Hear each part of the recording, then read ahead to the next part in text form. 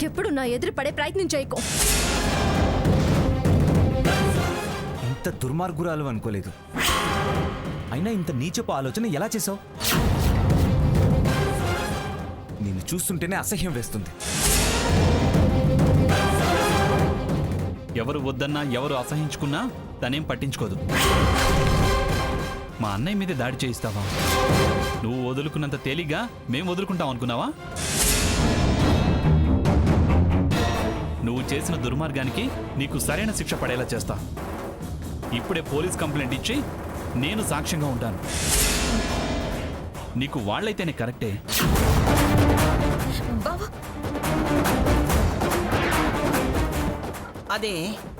అదే నువ్వంటే వాడుకున్న అభిప్రాయం. తప్పే అని నువ్వెంత చెప్పినా వినలేదు. అనుభవించు. అమ్మమ్మ గారు, ఎందుకు మనసు లేని మనిషితో ఈ వాదన? ఇంకా నువ్వు నా ఇంట్లో ఉండడానికి వీల్లేదు. పోవే, పో అవతలికి. చూడు, నువ్వు నా గుమ్మం తొక్కే అవకాశాన్ని పోగొట్టుకున్నావు. నా ఇంటికి రావడానికి వీల్లేదు. పో అవతలికి. వీల్లేదు అనగానే సరిపోతుందా? సరిపోకపోతే రావే నా గుమ్మంలోకి. అక్కడ సెక్యూరిటీతో నేను గంటిస్తాను. పద. రా అక్క, నేను చెప్పేది వినక్క.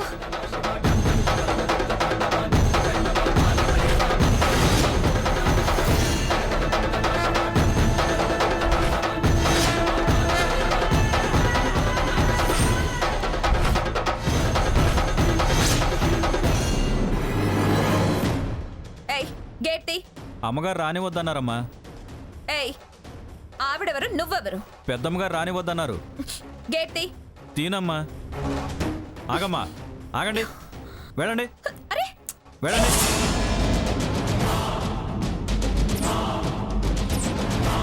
రావే నా గుమ్మంలోకి. అక్కడ సెక్యూరిటీతో నేను గంటిస్తాను. వీళ్ళు నెట్టితే మా అమ్మ వాళ్ళ ఇల్లుంది, అక్కడికి వెళ్తాం.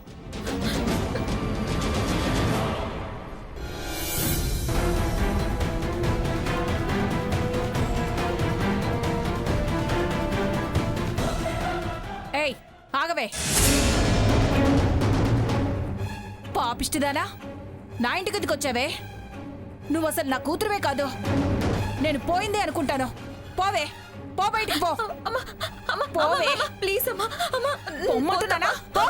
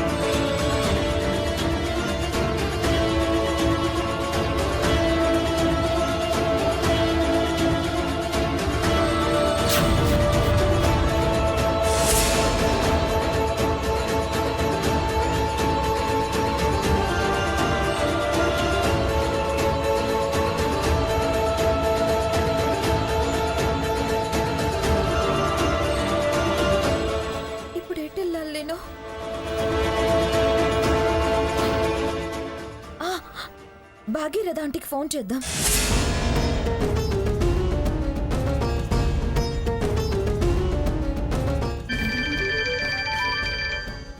స్వర్ణ ఏంటిది ఇప్పుడు ఫోన్ చేస్తోంది? ఏంటో చెప్పు. అమ్మమ్మ గారు నన్ను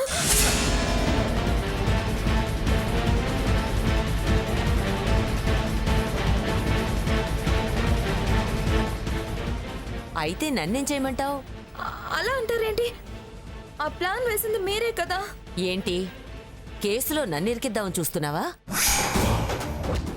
పిచ్చి వేషాలు వేయకు. నీ చావు నువ్వు చావు. ఊరికే ఫోన్ చేసి విసిగించుకో. అర్జెంటుగా మీటింగ్ ఉందంటే బయలుదేరుతున్నాను.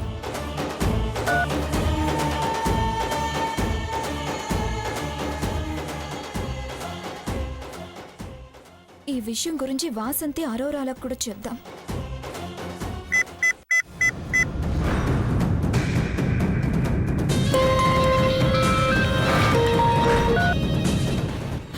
నేనే స్వర్ణనే. విషయం ఏంటి? ఎక్కడున్నావే? ఏట్లో ఉన్నానే. అదేంటి అలా మాట్లాడుతున్నావు? విషయం చెప్పమంటే ఎక్కడున్నావని అడుగుతావేంటి? అదేం లేదే.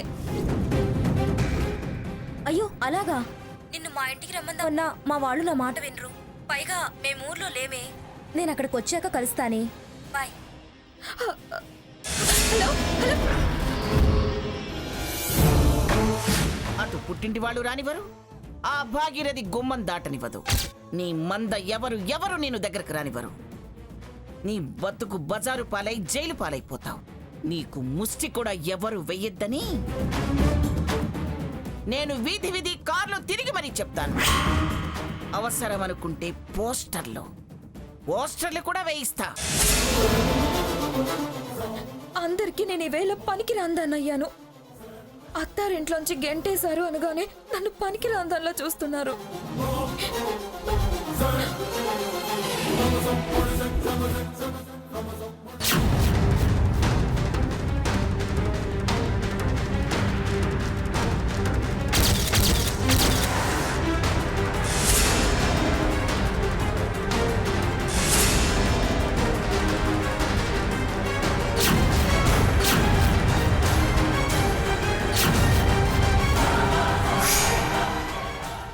ఎస్ఐ గారు, మా అన్నయ్య మీద దాడి చేయించింది ఈవిడే. ఏంటమ్మా మనుషుల మీద దాడి చేయించడం ఏంటి? అయ్యో నాకేం తెలీదండి. తెలుసో తెలీదో అన్ని స్టేషన్లో తెలుస్తాం. ముందు జీపెక్కు. చాలా మొండిదండి. మామూలుగా అడిగితే చెప్పదు. మీ పద్ధతిలో మీరు ప్రశ్నించండి, అన్ని నిజాలు బయటకు వస్తాయి. వచ్చి జీపెక్కమ్మా. నిజంగా నాకేం తెలీదు సార్. నిజాలు ఎలా తేల్చాలో మాకు బాగా తెలుసు. ముందు నువ్వు పద. గట్టిగా ప్రశ్నించండి సార్. పదా.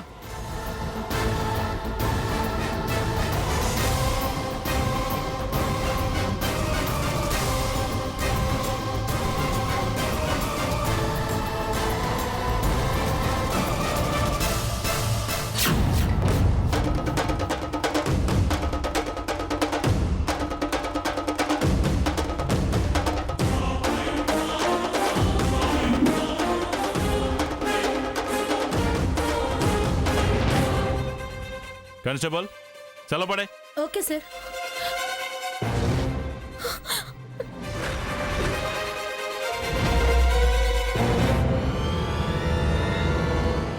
పోలీస్ అంటే పరాచకాలా? ఈవిడ తప్పుడు కంప్లైంట్ ఇవ్వడం, వాళ్ళు ఇన్ఫ్లుయెన్స్ చేయడం, మధ్యలో మేము వెర్రివెంగళప్పల్లా అటు ఇటు పరిగెత్తడం. డెసిషన్స్ తీసుకునేది మీరే, డ్రాప్ అయిపోయేది మీరే. మరి మాకెందుకు ఫోన్ చేయడం, పరిగెత్తించడం? చెప్తా. ఇంట్రాగేషన్లో మా పవర్ ఏంటో తెలిసొచ్చేలా చెప్తా. Sorry sir. అది no sorries, no explanations, only interrogation. Next FIR. ఆ తర్వాత కోర్టు, విచారణ, శిక్ష. ఇదిగో 102. Yes sir. నేను ఇంట్రాగేషన్ చేస్తాను అని చాలా రోజుల నుంచి అడుగుతున్నావు కదా. ప్రొసీడ్ అయిపో. పోలీస్ అంటే ఏంటో తెలిసొచ్చేలా చెయ్యి. సింహంలా రెచ్చిపో. ప్లీజ్ సార్, నన్ను కొట్టొద్దు సార్, ప్లీజ్. చేసిందంతా చేసి ఇప్పుడు కొట్టొద్దు అని అంటున్నావేంటి? ప్లీజ్ అన్నా, ఫీవర్ అన్నా దాన్ని వదలద్దు.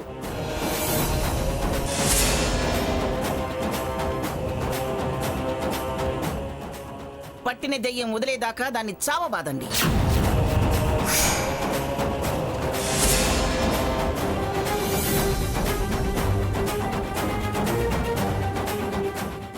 తర్వాత ఏమైనా నేను చూసుకుంటాను.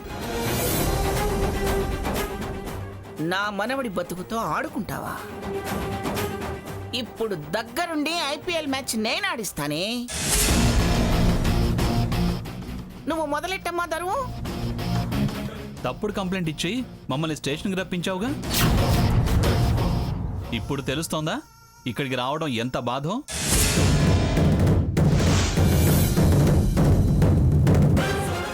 కూతురులా చూసుకునే మా అమ్మని ఆరళ్ళు పెట్టింది అంటావా? రాజీ రంపాన పెట్టింది అంటావా? ఇప్పుడు వీళ్ళు చేస్తారు నీకు మర్యాద. ఆ తర్వాత నేను అదే మొదలు పెడతా.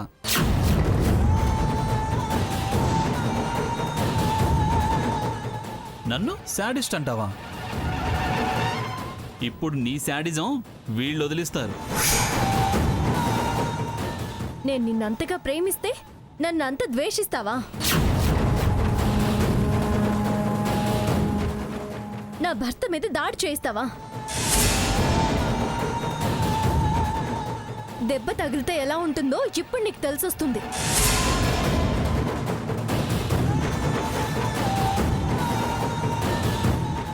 ఎందుకు దొంగ కంప్లైంట్ ఇచ్చావు? అయ్యో ప్లీజ్ సార్, నన్ను నమ్మండి. వదలద్దు. Constable, yes sir. కోటింగ్ ఇవ్వు.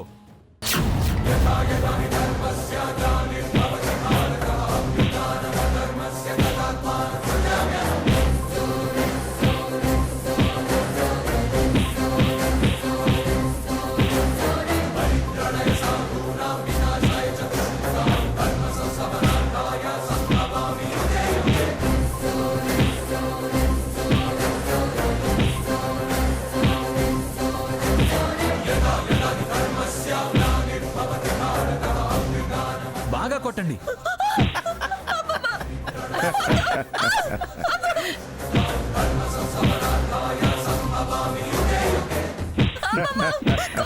చెప్పమ్మా. ఇప్పుడు గుర్తొచ్చింది నీకు అమ్మమ్మ.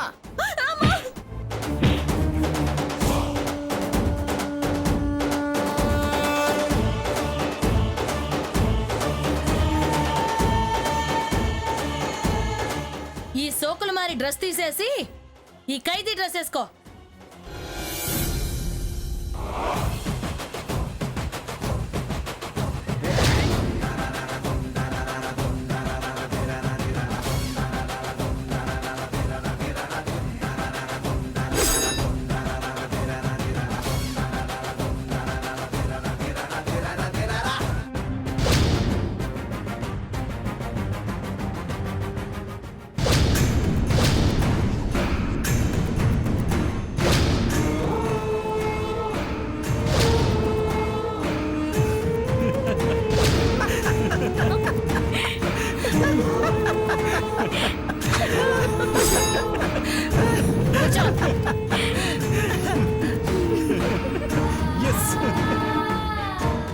తినో.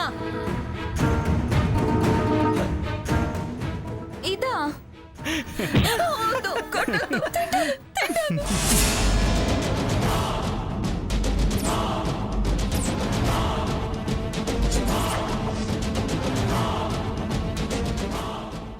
ఏ స్వర్ణాదేవి, చిప్పక్కుడు ఎలా ఉంది? చాలా బాగుందమ్మా. మరి తిను. అమ్మా, వద్దు, తింటాను.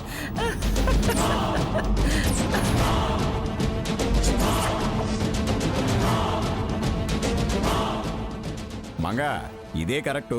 ఇక ఇక్కడే శాశ్వతంగా ఉంచడం బెటరు. ఎస్ఐ గారు, ఇంకో 10-15 సెక్షన్లు రాసేసి మొత్తం ఇరికించి పడేయండి. లైఫ్ అంతా ఇక్కడే ఉండాలి.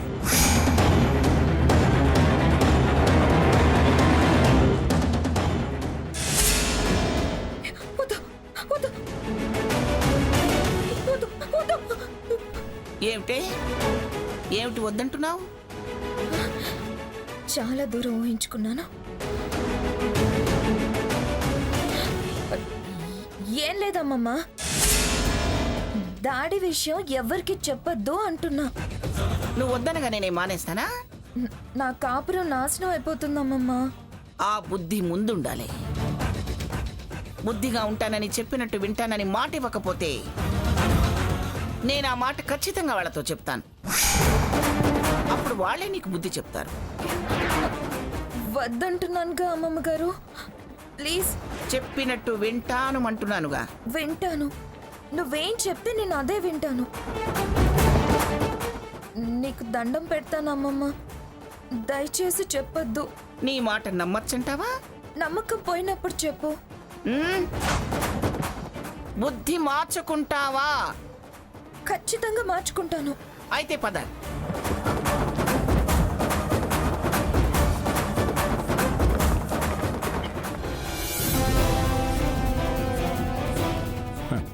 నేను చెప్పానా ఏ పాముకి ఏ మంత్రం వేయాలో దానికి బాగా తెలుసు. అంత బుసలు కొడుతూ వెళ్ళింది కదా, ఎలా తలదించుకుని వచ్చిందో చూసారా? సీత, దాని చేతికి పండు తాంబూలం ఇవ్వవే. అవి దేనికి? మాట్లాడద్దు, చెప్పింది చెయ్యి అంతే. సీత ఇవో.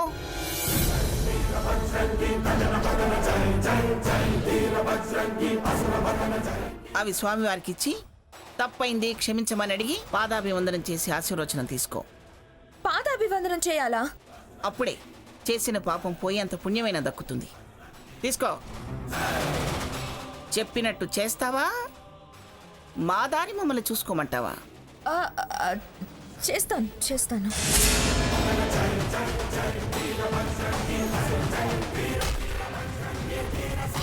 నన్ను క్షమించండి, అనకూడని మాటలు అన్నాను. నన్ను ఆశీర్వదించండి.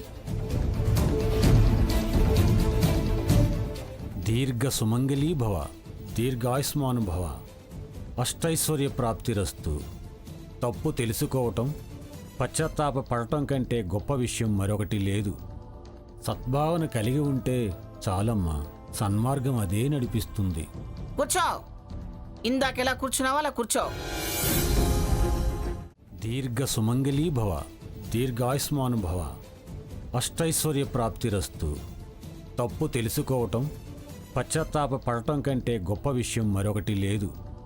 సద్భావన కలిగి ఉంటే చాలమ్మా, సన్మార్గం అదే నడిపిస్తుంది. కూర్చో. ఇందాకెలా కూర్చున్నావా అలా కూర్చో.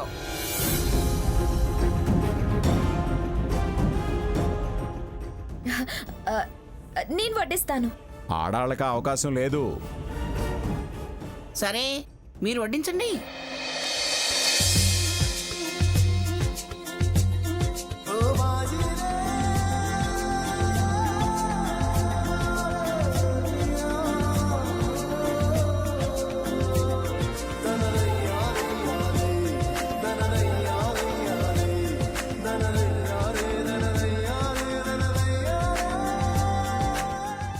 మనోవాంఛాఫల సిద్ధిరస్తు. అమ్మా సీత, వెళ్ళొస్తాం తల్లి. అలాగే స్వామి. స్వామి, దీర్ఘాయుష్మాను భవ, దీర్ఘ సుమంగళీ భవ. మావయ్య గారు, మీరంతా కూర్చోండి, నేను వడ్డిస్తాను. లేదు లేదు, మీరు కూర్చోండి, నేను వడ్డిస్తాను. ఓ పని చేయండి, వేపురాళ్ళిద్దరూ వడ్డించండి, మేమంతా భోంచేస్తాం. Correct correct. చివరగా మీరు తిందురు గాని, అప్పుడు ఏ పంచాయితీ ఉండదు. కూర్చోండి. వంట మాదే వడ్డన మాదే అన్నారుగా, మీకు వడ్డన అవసరం లేదు, మీకు మీరే పెట్టుకుని తినండి. వీళ్ళంతా వడ్డానికి వచ్చినప్పుడే ఆ కండిషన్ రద్దయింది. ఆహా, ఏమి లీగల్ పాయింట్ పట్టుకున్నారు? ఇప్పుడు మీరు జడ్జి అనిపించుకున్నారు. ఆ, అంటే ఏం లేదులేండి బాబాయ్ గారు, ఏదో మిమ్మల్ని ఉడికించడానికి పిన్నిగారు అలా అంటున్నారు. ఆ మాత్రం తెలిస్తే రిటైర్డ్ కాకముందే సుప్రీం కోర్టు జడ్జి అయి ఉండేవారు. మంగా సరే సరే కానివ్వండి, అసలే మీరు ఆకలి కాగలేరు, పైగా షుగరు. పదండి పదండి. ఏ మంగా, ఎలా ఉన్నాయి వంటలు? నలభీమ పాకం మీరు కదా వండారు, బ్రహ్మాండంగా ఉండి ఉంటాయి. లడ్డూలో కొంచెం ఉప్పు తగ్గింది. అవునవును, గారెలో కొంచెం షుగర్ తగ్గింది. అమ్మా, అత్తయ్య గారు, మీరు కూర్చోండి కూర్చోండి కూర్చోండి. ఆ,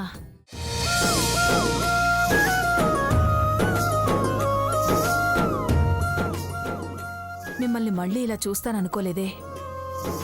ఈ అదృష్టాన్ని ఎప్పటికీ దూరం చెయ్యద్దే. కలకాలం మీరిలాగే కలిసుండాలి. కన్నుల పండుగగా ఉందే, కడుపు నిండిపోతోంది. సావిత్రి, మీ పెరట్లో వెన్నెల భోజనాలు ఏర్పాటు చేయి, ఇంకా ఆనందంగా ఉంటుంది. దీపావళి పండగలా ఉంటుంది. వీళ్ళిద్దరూ ఇలా కలిసుండాలే గాని ప్రతి పౌర్ణానికి ఏర్పాటు చేస్తాను పిన్ని గారు. అంతా స్వర్ణ చేతుల్లోనే ఉంది. అంటే తప్పంతా నాదే అంటారా? అంటారా అంటావేమిటే? మొత్తం తమరి నిర్వాహకమేగా. ఎవరైనా ఉన్నారు అంటే అది నీ వెనకాలే. ఆ ఉన్న జంతర్ మంత్రగాళ్ళు, మాయదారి మంద అంతా నీ వెనకాలే.